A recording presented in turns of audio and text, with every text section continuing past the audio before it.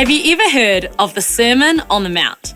Maybe you haven't heard it called that, but you've probably heard of some of Jesus' teaching in this sermon. Yeah, and arguably one of Jesus' most famous sermons, he covered 19 topics, which we're going to be calling morals or ways of living. And he talked about a number of different things, such as prayer, fasting, money, and even possessions. Over the next 4 episodes, Ed and I, along with some of our friends, are going to be diving into 4 of these morals on the Mount. And we're going to start off where Jesus started on the Mount, the Beatitudes.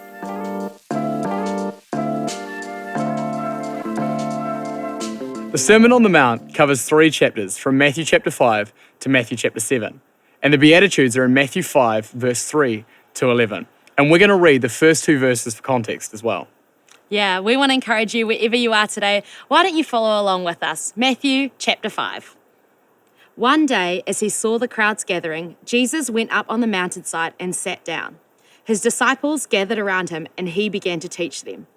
God blesses those who are poor and realize their need for him, for the kingdom of heaven is theirs. God blesses those who mourn, for they will be comforted. God blesses those who are humble, for they will inherit the whole earth. God blesses those who hunger and thirst for justice, for they will be satisfied. God blesses those who are merciful, for they will be shown mercy. God blesses those whose hearts are pure, for they will see God. God blesses those who work for peace, for they will be called the children of God. God blesses those who are persecuted for doing right, for the kingdom of heaven is theirs. God blesses you when people mock you and persecute you and lie about you and say all sorts of evil things against you because you are my followers. Yeah, I think for me, when I think about blessing, I think blessing isn't just material things or monetary. I think blessing for me in my journey has been seeing the work that God has done in my life, the transformation, the change in me. And I think for me, just being faithful in seasons where it could have been easy to go, what the crowd was doing or what society was doing, and deciding to stick to my core convictions.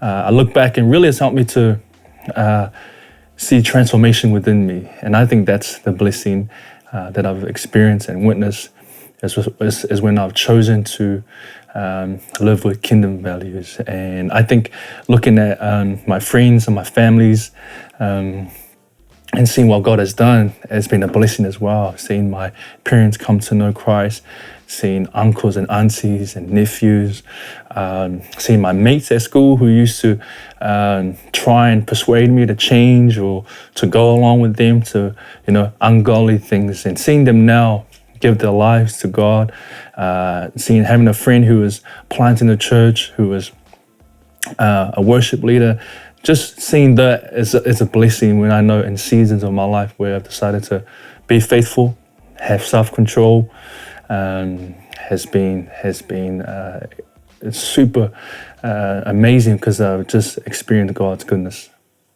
Yeah, so that's been an experience for me or testimony. When we read passages like this, it's important for us to ask the question, what is Jesus trying to teach me? And at its core, he's saying, blessed are people who live differently, who follow God's way.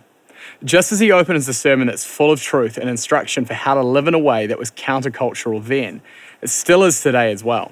And Jesus is showing that his way is one that is different to the ways of this world, but also one that leads to blessing. He is also giving us an understanding of what the values are in the kingdom of God, being merciful, pure of heart, peacemakers, and more.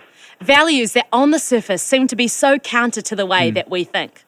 So often, what we see as failure, the kingdom actually sees as success. And what we see as the end, the kingdom sees as the beginning. As with so much of what Jesus taught, the Beatitudes give spirit to the commandments, life to the law. They show that God is far more concerned with changing our hearts than changing our behavior. That his goal is not to control us, but lead us into a blessed life. People see blessing more often than you do. Well, for me anyway, I used to look at trying to find blessing as more like obvious things. So like an envelope of cash in my mailbox or a promotion or something physical, I think you see blessing a lot more in your life than you realize. I think Albert Einstein, out of all people, said coincidences are the way that God remains hidden. And I think so many times we see blessing and we think, oh, it's just a coincidence, or oh, that couldn't have really been God, or we don't see evidence of God audibly talking or showing himself, so we disregard that blessing is not from God. But I have so much stuff in my life that I'm thankful for and blessed to have. Friends, family, roof over my head, a great job I'm working towards too, money in my bank account. So yeah, I'm just another person or an example of that God blesses me, and he has blessed me, and he continues to bless me. Yeah. It's easy to attach this word blessed to our outward circumstance, but that isn't really what Jesus is saying here. You see, the Greek word blessed is about receiving God's favour, not the favour of man. The Greek word makarios, used in these verses, means blessed, fortunate, happy, or the privileged recipient of God's favour. The Amplified version actually puts it like this: to be happy, to be envied, and spiritually prosperous. That is, with life, joy, and satisfaction, regardless of outward conditions. The blessing is from God. It's talked about in this passage as comfort, satisfaction, intimacy with him, identity, the kingdom of God, and a great reward in heaven. But honestly, that's just scratching the surface of the blessing that God talks about throughout the Bible, blessings that he desires to pour out over our lives. I think a time that I remember quite vividly was when I was in high school and I started year 9. There was a girl who was put in my class, and she kind of made it her mission in life to make every day of school really horrible.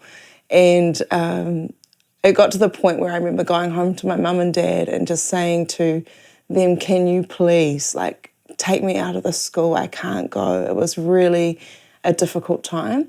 And at the same time, I remember God spoke to me through a Bible verse in Psalms that said, his heart is secure, he has no fear. In the end, he will look in triumph over his enemies. And it's a pretty heavy verse, but at the same time, I remember as a 13-year-old understanding that God was pretty much saying to me, hey, don't be afraid, don't worry, have a secure heart, trust in me. In the end, everything's going to be okay. And so from that, I understood that God wanted me to be in that school. And the situation didn't change. The girl didn't stop being nasty to me. Other people, in fact, started joining in on mistreating me and things like that. However, I started to change, and God started to do something inside of me. And this went on for about from year 9 right through to year 12, where things were just hard, and I was quite isolated from people and friendships and things like that. But during that time, God was just doing a work in me. But by the end of my year 12 year, the peers that I had and the staff at the school ended up voting for me to be in the top leadership position, or one of the top leadership positions at my school. And so I went from being this isolated person who was mistreated and things like that to, in my final year of school, being in a leadership position.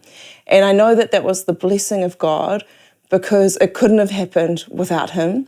And it was almost like those 4 years at school were really tough. They weren't easy, but I continued to be faithful to God. I showed love and kindness to those who were mistreating me throughout those 4 years.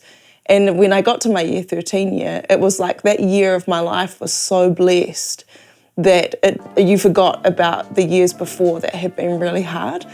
And so I know that that was a moment where God, he blessed me. And it was in that season of my life where I really got to know him. So now it's your turn to study and learn from this passage. But before that, we wanted to leave you with something that we noticed. When you read this passage and you focus in on the values of what God blesses, they seem to break into 2 factors. One being our position before God. It talks about being poor in spirit, and this is about our spiritual dependency on God. It talks about our hunger and thirst for justice, and this is about our pursuit of righteousness. It talks about mourning, and this is about our awareness of the condition of sin that is around us. And lastly, it talks about having a heart that is pure, and this is about living a life of purity for God. The other thing that it talks about is our character and our interactions with the world around us.